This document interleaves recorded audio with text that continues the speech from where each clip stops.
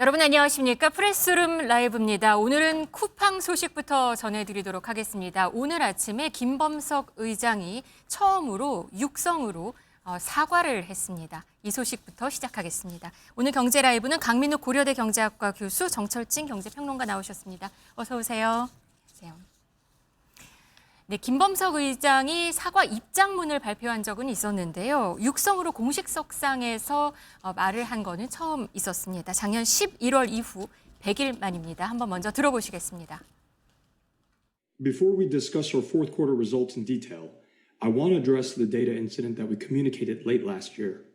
Let me start with our customers. First, I want to apologize again for the concern and inconvenience this has caused. Everything we've built at Coupang has been driven by a single focus, wowing our customers. Our customers are the only reason we exist, and earning their trust is something we strive to do every single day. There is nothing more serious at Coupang than failing to live up to our customers' expectations. We know we have to do better, and we will. 네, 오늘 아침에 쿠팡이 4분기 실적 발표를 했는데요. 이 컨퍼런스 콜이라고 하는 실적 발표하는 설명하는 자리에서 나온 얘기입니다. 이 컨퍼런스 콜 보통 화상으로 우리나라에서 많이 하는데 이게 미국 증시에 상장돼 있다. 미국에서는 그래도 음성으로 아직도 많이 하는가 봐요. 네, 그런 분위기 같고요. 아마 네. 핵심은 그동안에 이제 사과문 통해 가지고 많이 쿠팡 그리고 김범석 의장에 대한 자신들의 생각을 전했었는데 오늘 처음이었던 것 같습니다. 본인의 육성을 통해서 이번 일 아마 이제 해킹 사건이죠. 정보 유출 사건을 통해서 심리와 불편을 끼치린 점에 대해서 다시 한번 어폴라이즈, 그러니까 사과의 말씀을 드린다라고 표현을 썼습니다. 네. 실질적으로 오늘 이제 실적 발표가 핵심이었었지만 우리 입장에서는 이번엔 어떻게 되나라는 이제 저게 굉장히 중요했었는데 네. 이제 김범석 의장이 이렇게 사과 이야기를 또 했다라는 점도 일단 체크를 해야 될 것 같습니다. 네, 쿠팡 4분기 매출을 봤더니 12조 원, 전년보다 11%가 늘었습니다. 그리고 영업이익은 급감을 했어요. 97% 정도 급감을 하면서 순이익 자체는 손실로 적자로 돌아선 상황이거든요. 네. 이거는 어느 포인트를 봐야 되는 거? 매출이 는 거를 봐야 되는 건가요? 아니면 손실을 본 부분을 봐야 되는 순손실을 봐야 될 것 같고요. 네. 근데 쿠팡도 이번에 컨콜을 하면서 작년 한 해가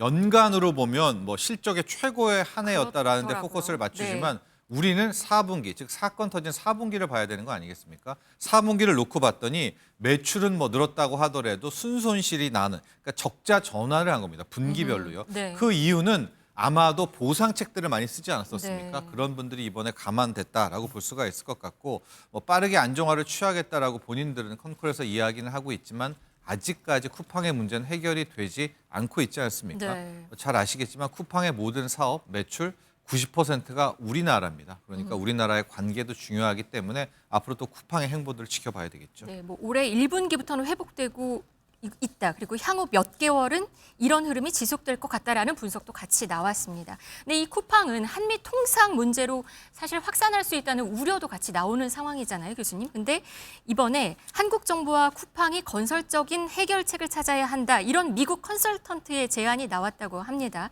눈에 띄는 부분이 김범석 의장 우리나라 국회에 와서 출석해서 얘기해야 된다. 이런 얘기도 했습니다. 예, 김범석 의장이 전혀 이제 우리나라에 올 생각도 없고 일부러 다른 사람을 보내서 국회에 출석을 하는 그런 것을 봄으로써 국민들이 많이 실망을 했죠. 하지만 이것이 이제 쿠팡 자체의 전략이라고 분석을 많이 합니다. 쿠팡은 뭐냐면 이 문제를 작게 만들려고 노력을 했습니다. 그래서 의장이 직접 그 모습을 보이지 않고 그 대리인, 한국에 있는 최고 경영자가 대신 나오는 이런 전략을 했었는데 결국은 이제 이것이 이제 국민들한테 정말 화나게 만들고 그 결과는 뭐냐면 회원 탈퇴로 이루어지고 결국 적자까지 가지 않았습니까? 네. 그래서 작은 문제로 만들고 싶은 그런 전략이 결국 큰 문제로 이어지는 사태가 됐습니다.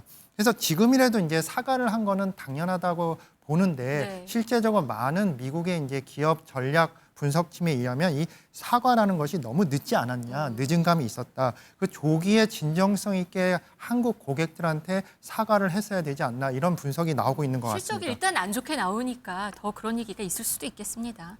예, 맞습니다. 이제 실적이 계속 떨어지고 결국 중요한 것은 뭐냐, 이번 사태를 통해서 이제 정확하게 알아야 될 것이 우리나라 국민들을 화나게 하면 그만큼 결과가 있다. 이것을 정확하게 보여준 것 같습니다. 이제 쿠팡 문제라는 것은 정말 우리나라 기업에서는 이제 최초로 있는 그런 사례인데 실제적으로 미국 기업이죠. 네. 미국 기업이 고객을 한국에 갖고 있는 것인데 이런 사례가 없었습니다. 예를 들어서 삼성전자나 뭐 현대자동차 같은 경우는 한국 기업이 미국 고객을 상대하는 것이죠. 그래서 이 반대 경우가 처음 경우가 있었는데 이렇기 때문에 이번 사태가 났을 때 우리나라도 어떻게 대응하는지도 몰랐고 또 쿠팡도 전략적으로 어떻게 대응하는지는 몰랐지만 결국 국민들이 그 결론을 낸 것 같습니다. 우리가 결국 쿠팡에 대해서 회원 탈퇴 그리고 우리가 하나게 하면 그만큼 결과를 보여줌으로써 이번 사태에 대한 의미를 확실히 한 것 같습니다. 네.